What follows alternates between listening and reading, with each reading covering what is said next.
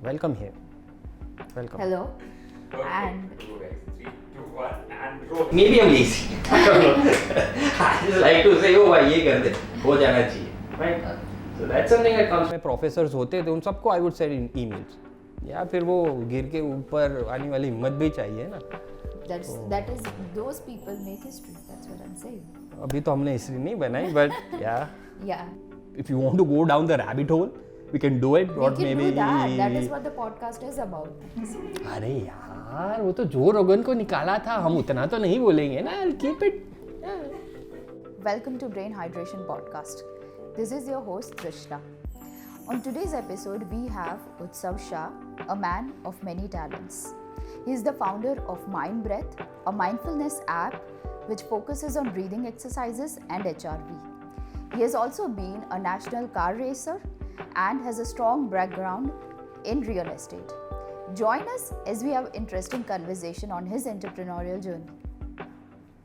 Hello and welcome to my podcast. Thank you. How are you feeling today? I'm feeling good but I'm a bit cloudy. I didn't sleep properly for the last 2 days. Why so? I think party, Saturday night, work probably.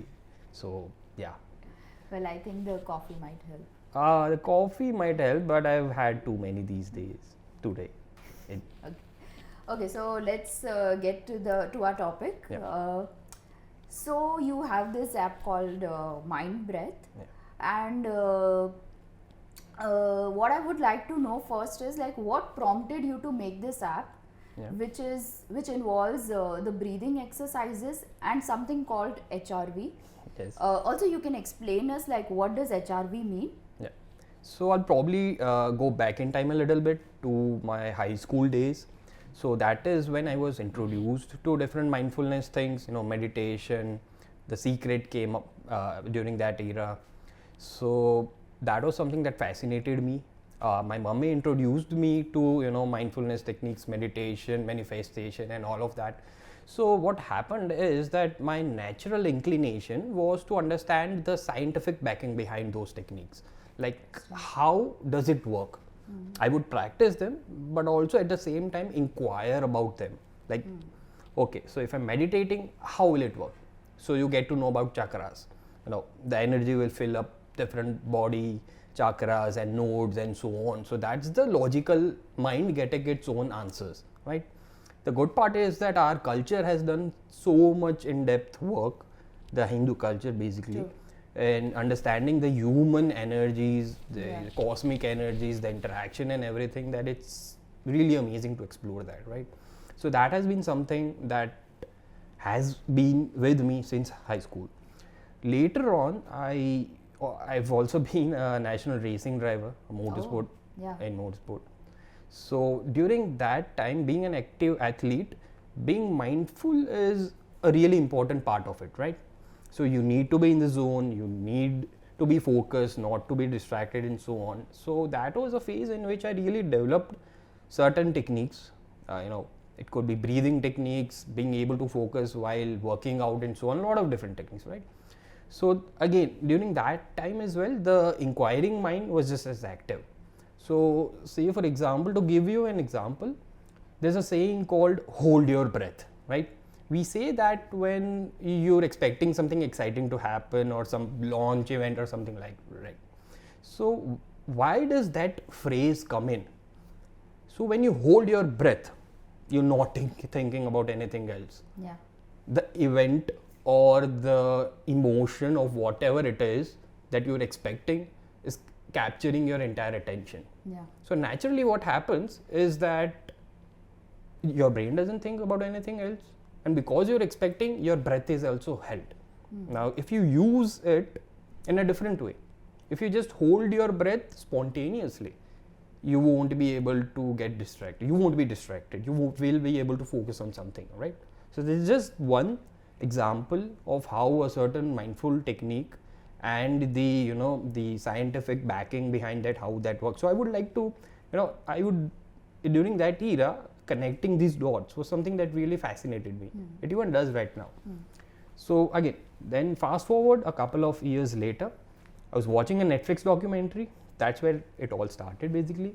he was talking about apps called Calm and Headspace, like those are leaders in the space. I didn't know such apps existed. So I started exploring them, really loved the content. I felt like they could really be, helpful to people. At the same time, I saw a couple of breathing exercises apps and I was like amazed, like, okay, these things are really working with me on my body in real time. So again, that inquiring mind started working. Oh, okay, so this duration of breath, this will happen. That duration of exhale, this will happen. So that just clicked instantly. This is what's happening. So in real time, I would start thinking about, okay, let me elongate this. Let me do this. But that content I could not find in any app. I explored and went through a lot of different breathing exercises apps. I just could not find the sort of things that I could easily relate and could envision at that time. Okay, ye hona chahiye. This should be in the app. Why isn't such a thing in this app? So this is a good app, but why don't they have this? Why don't they explain the science behind it in a certain way, right? So that's when I decided, okay, I gotta make one. Right. So there was so much inside कि भैया ये बाहर लाना ही पड़ेगा. That was basically, expressing बाहर लाना पड़ेगा. That was like the main motto behind the app. Right. Yeah, and there is this thing called HRV on your app. Yeah. So can you please explain us, like in a layman's language, what is HRV? Yeah, it has to be in that language. Yeah. So we've all heard about heart rate, right? So आपका 75 heart rate है, 85 whatever. So an 85 heart rate does not mean that your heart is beating at 85 BPM each second. 85. It's not like that. Yeah. It's like 85, 84, 80. Those are oscillations. Those are harmonious oscillations. So basically the science is that when you understand those oscillations, when you detect those oscillations and analyze them, that's basically what heart rate variability is. Well, if you want to go down the rabbit hole, we can do it. We can do that. That is what the podcast is about. Oh, so let's go into HRV a bit more in detail, right? So I told you about the oscillations, right? So basically how it all started was that athletes wanted to measure their recovery after a training session. So recovery is a big part of any athlete's regime, right? So what happens with HRV is that when you are relaxed, when your body is responding well, you will have very harmonious oscillations. Like your heart rate will vary from say a 70 BPM to 80 and come back. Those will be the oscillations. And when your body is completely ripped off, you're not feeling well, or if you're sick, you won't have any oscillations. So your heart rate will probably be like 75, 74. It will be much more flat, right? So analyzing that pattern gives so much data and so much knowledge about your current health state. In general health state, so if you're feeling well, you can analyze that and see that where you are in terms of the global populace. And once you start analyzing that day in and day on, you will start noticing your own patterns. So maybe if you've not slept well, the patterns will be really low, right? Say for example, if your normal HRV is 40, if you've not slept well, it will instantly come down to 20 the next morning. Right. If you probably had a couple of more drinks, instantly within 10 minutes it will drop. Your heart rate will also palpate, HRV will drop. So this is something that is directly connected to your nervous system. Is your nervous system in flight or fight mode, or is it in a more relaxed mode? You can definitely measure that with HRV, and also general health analysis, sporting analysis, and everything. Yeah.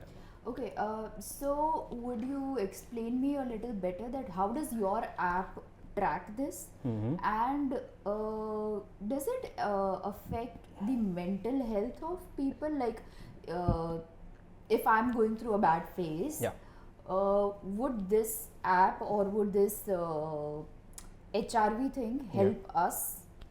Okay, so there are two segments of that question. First of all, how we are doing it, right? We don't need any external device. There's no iWatch or anything needed for this. Your phone's camera is sufficient for that. Okay. So the concept is proven. It's something called PPG. It's a technical term.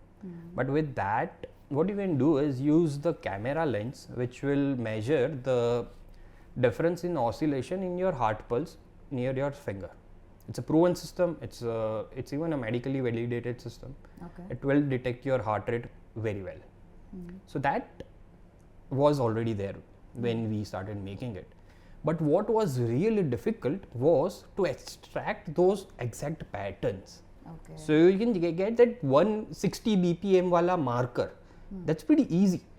Like you just out of 30 seconds, you just need 10 seconds of good data, right, to get that perfect BPM wala marker. But out of 30 seconds, you need to get all those 30 seconds wala data perfect if you want to measure those oscillations. So that is something that we had to perfect. Took a lot of time, took a lot of pain, and a bit of craziness on our part as well I'm sure. to get that. But eventually we were able to perfect that system really well and roll it down. So that's, I think, the technical aspect of it. What was the What second was part? The question was how would it help Yeah. our mental health? Yeah. So, as I told you before, so if you're disturbed, your nervous system is going to be in flight and fight mode.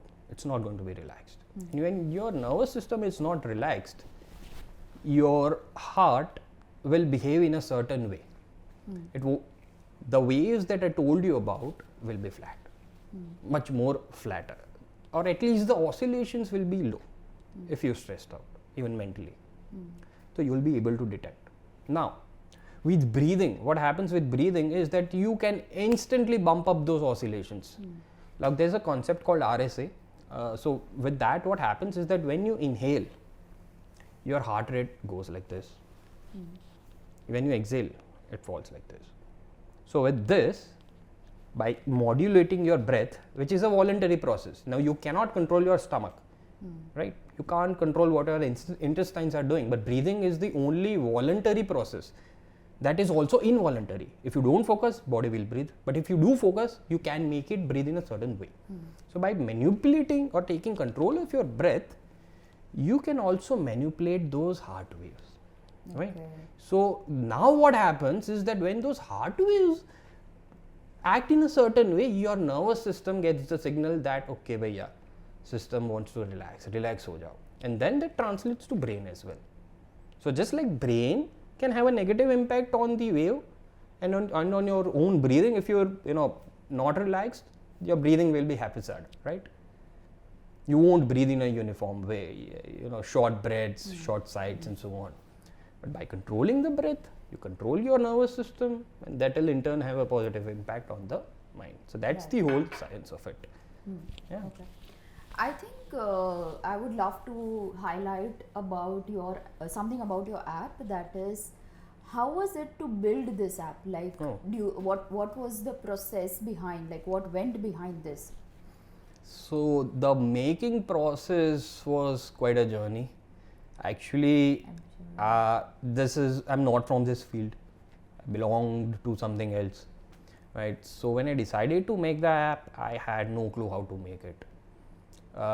With God's grace, I could understand codes. I could understand the architectures. That was something that was in with me since high school. I used to code really well in high school. People thought that maybe I'll be a software engineer. Okay. So the basic at least the learning, the basic samajh was there, so that I could communicate something with developers. But I had no clue how to code. I still don't know how to code. So the process began to find the right people. So initially when I started, it was with a freelancer. It got the project up and running. We had a certain prototype, but it was just not good enough to release. I was just not happy with it. So the process began to find permanent team members, and I also had to dedicate full time towards it. I was in something else. It was like a side project for me. So somewhere down the line, I had to take a call to dedicate more time here and to assemble a team. Now team assembly comes in. So luckily, I was already in touch with a few people who could do it, and when I was committed towards it, I was luckily able to hire them. There was no friction in that. So that went well, and we were able to. It was just one person at that time, me and him. we were able to roll out an initial production version, launch the app. It was not really a launch type of any fanfare or anything. Just put the thing up there. So that was there, but at the same time, the R&D process was always going on. The learning process was always going on. So there was a lot of feedback coming in, a lot of issues, this and that. So we had to rectify them, identify new team people, hire new people. That's a different ballgame altogether, because I had no clue how to hire people anywhere. And this field was something in which it was hardly possible for me to talk with them even. Like the initial part was difficult. I could understand things, but I didn't know certain terms right at that time. So even hiring me, I had to be a bit careful. I don't know, I was not a technical person. So a lot of different ifs and buts, but that tenacity was that कि ये product तो बनाना ही है. So I think at the end with that, things fell in place, and we were along the lines, along the journey, able to find the right people, marketing people, this person, that person. So I think in that sense we were able to weave a decent web, but it was very organic, a lot of learning, a lot of dhakka khana and everything. So production, I think, is still a challenge. We've streamlined a lot of different things, but I'm looking at developing a lot of new things apart from Mindbreath as well. So again, scaling things is a different challenge that we're looking at right now, but pertaining to Mindbreath, all our systems are, with God's grace, really in place right now. So, yeah. What are the things that you would specifically look in your team members? Like whenever the process is going on for searching the best team members, what are the qualities you look for in the team member? So first of all, if you're hiring, say, an Android developer, he needs to have certain coding skills. I won't insist that he be an Android developer. He can have some other experience, at least in computers. But he should have the skill. The skill is really important, right? I don't look at degrees. I don't look at what they studied. It's really not important. Somehow, one of our top guys is a BCom guy. He's a developer, right? So, skill. The second most important thing is the ability to take on responsibility. So, if something is allocated to them, you need to find out solutions. I will not help you. I do help them, but the messaging and the communication is such that I'm not going to be able to help you. You'll get all the time. If you're stuck somewhere, you'll get the resource. Come to me, I'll give you the resource. But you need to find the solution yourself. So I also need people who will be able to absorb that. Now you have a lot of people out there, at least the young ones, who are so habituated to कि भाई उनका हाथ पकड़ के उनको चलाओ. That's something. If I see that in that person, it's a big no. Even if the CV looks good. So that is one of the most important aspects that I look for. Responsibility and their own problem solving skills. Can you give me any one question which you would ask someone and you would come to know about their quality? Is there any specific one question? It was a technical one actually. Okay. I would ask them, how can a camera detect your heart rate? That because that is the most important thing. And it also evaluates their technical skill. I give them all the time. अब बैठो. आप ऐसा हो तो you can use Google as well. बस. But just give me a good logical Gujarati or whatever your language is answer. Right. So that was one question. Okay. So I came across this thing that people have problem in delegating their work. Some entrepreneurs have this problem to delegate their work. Maybe because they are too much attached to their work or the fruits of their work, or they might have trust issues with their employees. But delegating work in a right way is very important for any business. 100%. So what is your take? Is there do you have any problem delegating work, or what is your case? Very good question. I loved this question. Yeah. So for me personally, delegation is something that comes very naturally to me, to be very honest. So I've probably seen my parents in their own respective fields haggle it out. So that's something that just came in my blood. So when it came to me, maybe I'm lazy. I don't know. I just like to say, oh, bhai, ye kar de, ho jana chahiye, right? Okay. So that's something that comes naturally to me. But also at the same time, one thing that I've incorporated is that I would allow team members to make a mistake and not be too harsh on them, initially at least, right? That's how they learn. If you're too critical, poking, at least initially it won't work, right? Right. So giving them that environment in which they're able to, perform is something that again comes quite naturally to me. And, practically speaking, if you're not able to delegate, you won't be able to grow. Right. You'll be stuck there, right? Right. Okay, so as we were talking about that, it wasn't easy for you to make the app, but there is this point in your app which is HRV. Yeah. How was it to make that thing possible?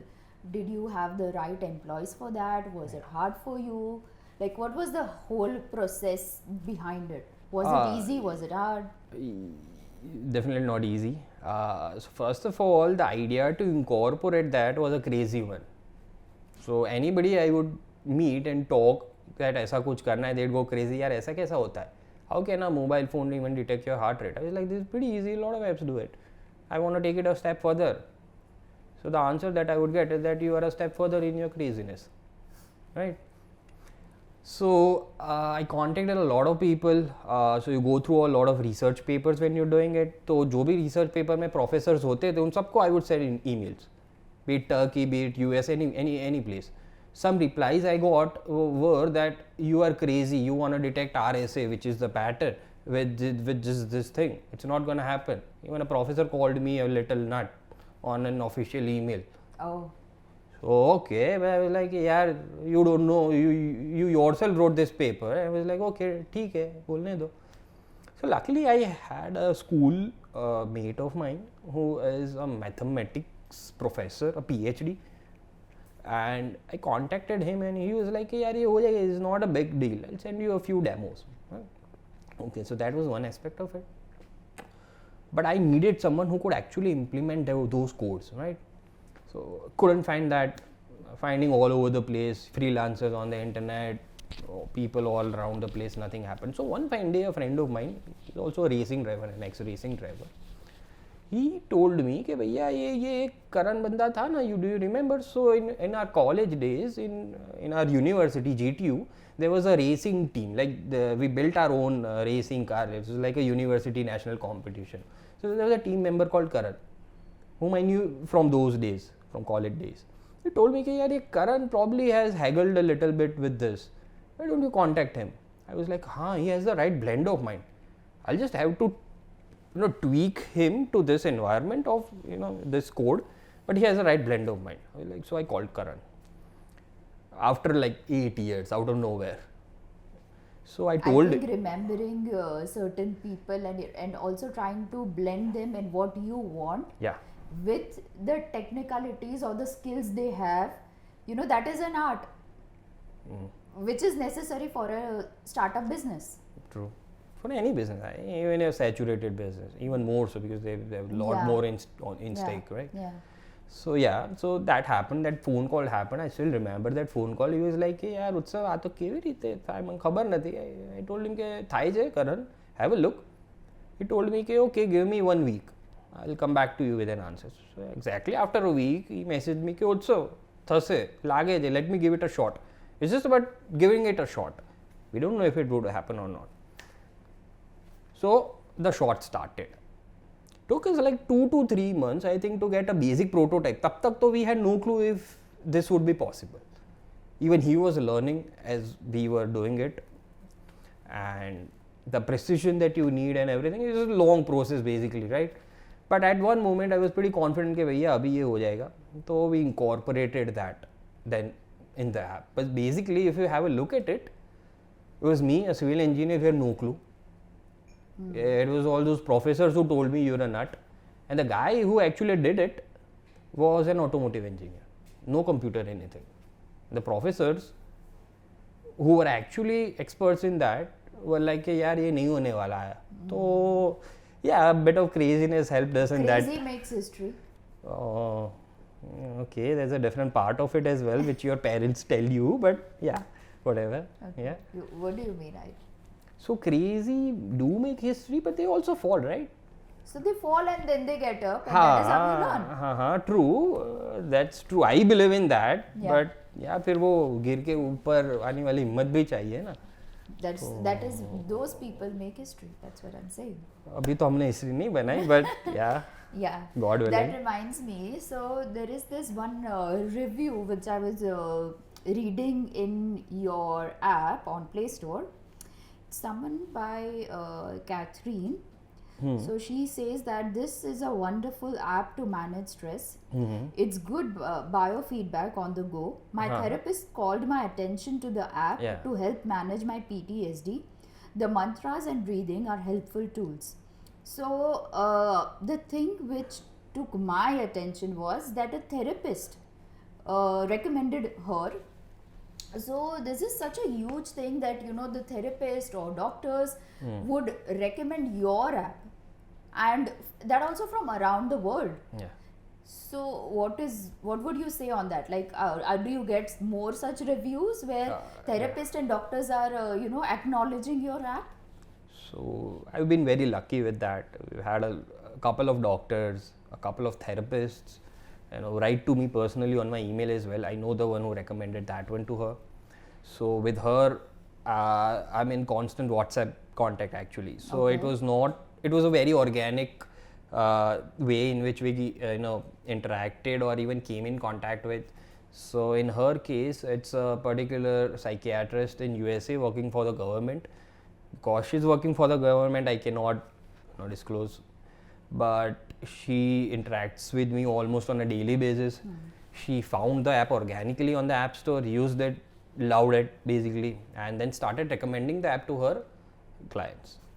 Okay. So she even comes back to me and gives me feedback on how her clients are using it or what their feedback is. Right. If she's stuck somewhere, Utsav, why do we see this pattern?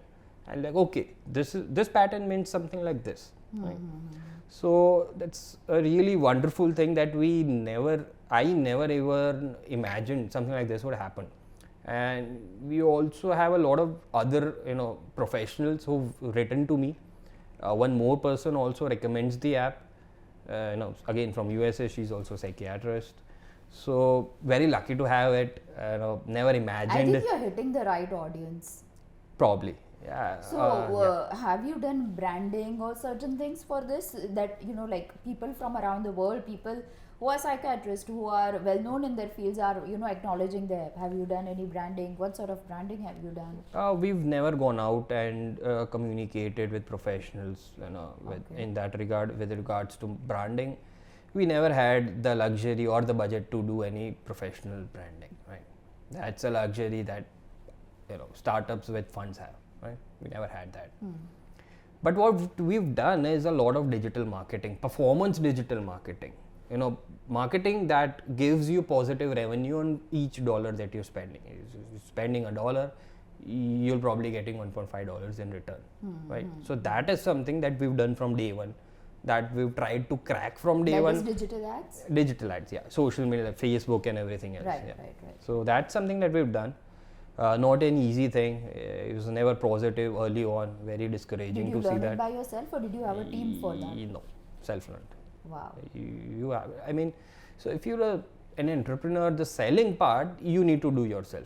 You can probably delegate the production or even the product to a certain degree, but the selling part is something that the distribution part is something that you absolutely need to have your hands into and need to understand. And to be honest, if this was something that someone else managed, even if they had all the skills in the world, the patience that it needs, the amount of iterations upon iterations that you have to do with digital ads are just so enormous that they'll just tire off and they'll just vanish off. I tried contacting them, I would speak with them, I would just get a feeling that these guys are never going to cut it, the amount of work it just needs, like literally hundreds and hundreds of iterations, and then something clicks. Oh, okay. So as we were talking about digital marketing, I've heard that it's little hard to penetrate in markets of US or Europe, anything outside India, because we belong to India and we might have a knack on that marketing because of course we know our culture, we know our people. But how was it for you to penetrate the markets outside India?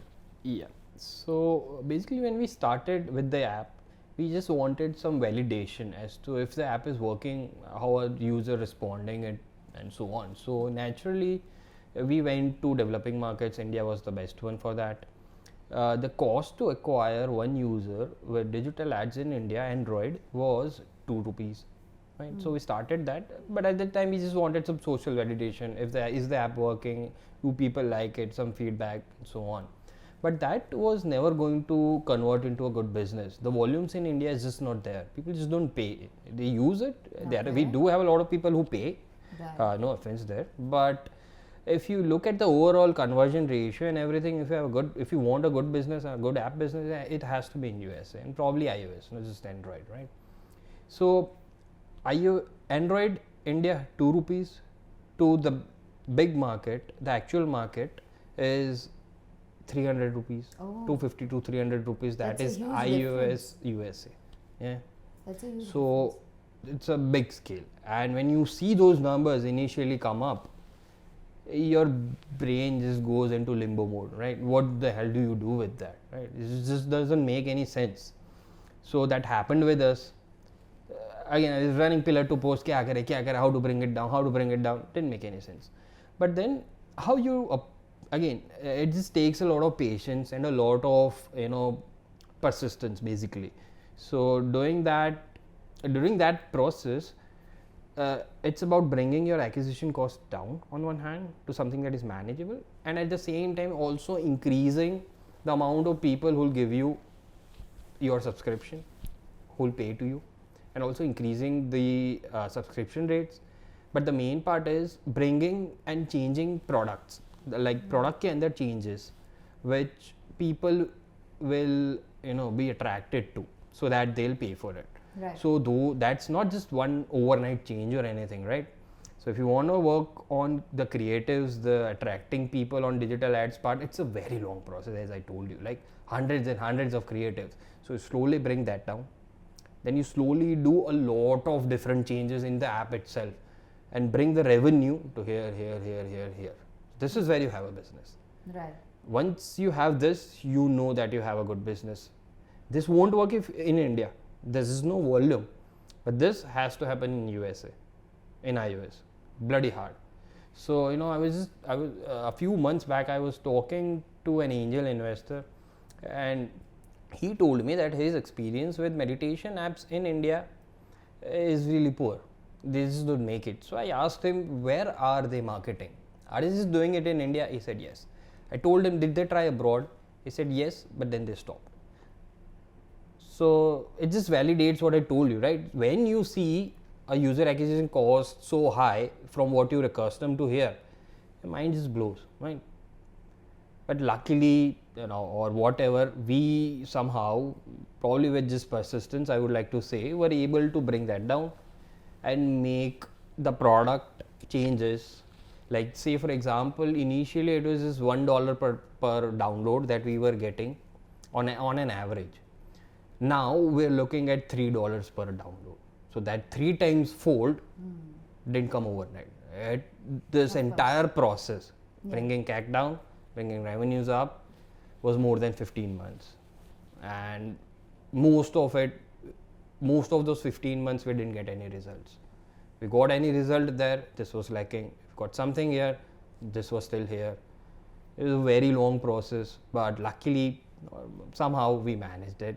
I won't say luckily, I know what went into it, but so that was I would like say that I'm sure it would be the hard work, because of course I would say the luck might be like 5%, but the hard work and the consistency, I think consistency, as people say, is the key.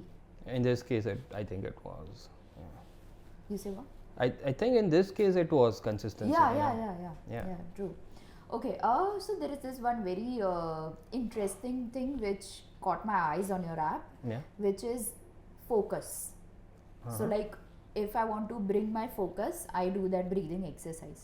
Yes. Can you explain me like how does a breathing exercise help someone focus on their thing? Yeah. So we'll just focus on basic breathing right now. We just focus on how you're inhaling, exhaling, right?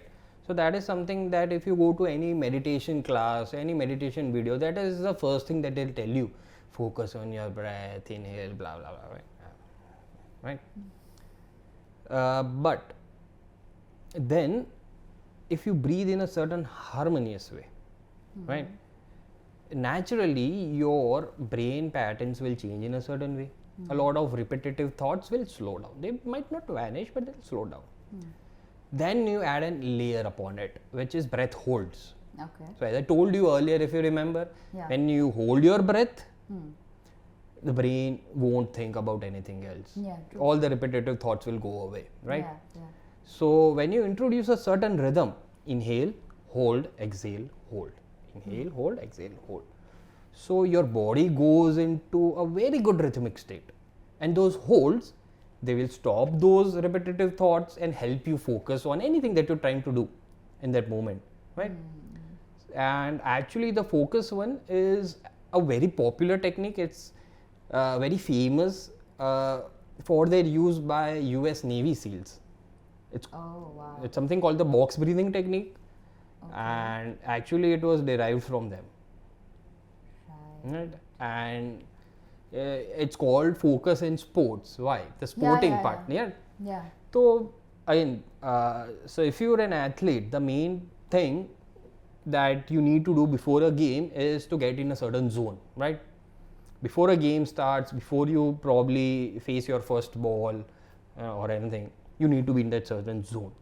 So what happens is that, say a Sachin is facing a fast bowler, 80 to 90% of his actions are involuntarily. It's basically, it just flows. Yeah. That flow is what we athletes call as being in the zone. Yeah. He's not really thinking, it's just coming to him from all his years of experience. Maybe the kind of ball he is going to face, even before the ball is delivered, he'll know. How does that come in? Something supernatural, right? That's called being in the flow. And when that ball is actually delivered, he'll just have to use that last part of his brain to make tiny adjustments, right?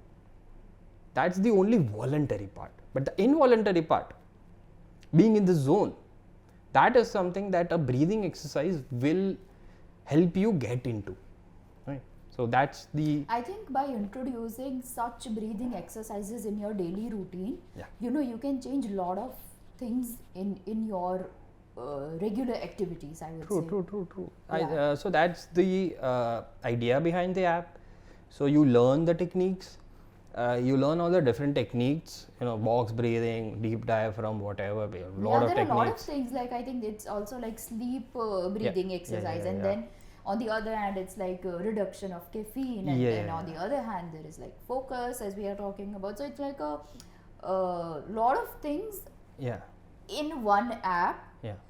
which would help you in your daily routine, Yeah. in your daily activities. Exactly. That's a very interesting thing. Okay, so the one thing which I've been really interested recently is AI, and I would love to introduce this segment in all of my podcast, which is, I want to ask you this question, that are you someone who is also interested in AI? Have you also introduced AI in your field of work? Pertaining to my personal interests, definitely interested in it. I think AI is something that is here to stay, and you're gonna have to live with it.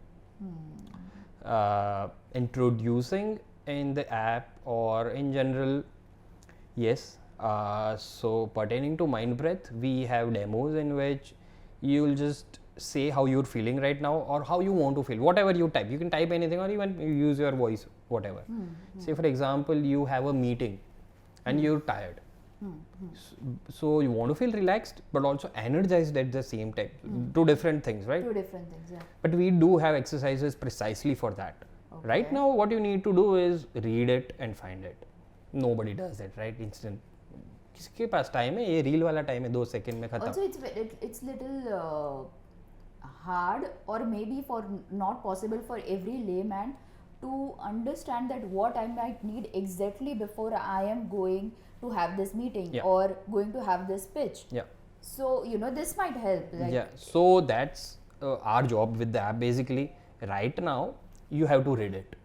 Go through the app and read it, or at least find it. It's simple, it's easy, but still, there are a few steps. With AI, what we've done is that he'll just enter that, and the app will recommend the exact exercise that he needs at that time. Right. No need to sort or filter anything out. right. We've done that, a big help with the app. Other than that, the coding part, the development part. I think 30 to 40% of all the coding that we do now is with AI. Saves a lot of Oh. time. Really? Saves a lot of time. Like, I think you're making the right usage of the AI sources available to you. You need to do that, because if you don't do it, competitors will, and you'll be left in the dust. So, got to do it. Right. Okay, I think we took out a lot of information from you, Yeah. and thank you so much for coming to my podcast. Thank you.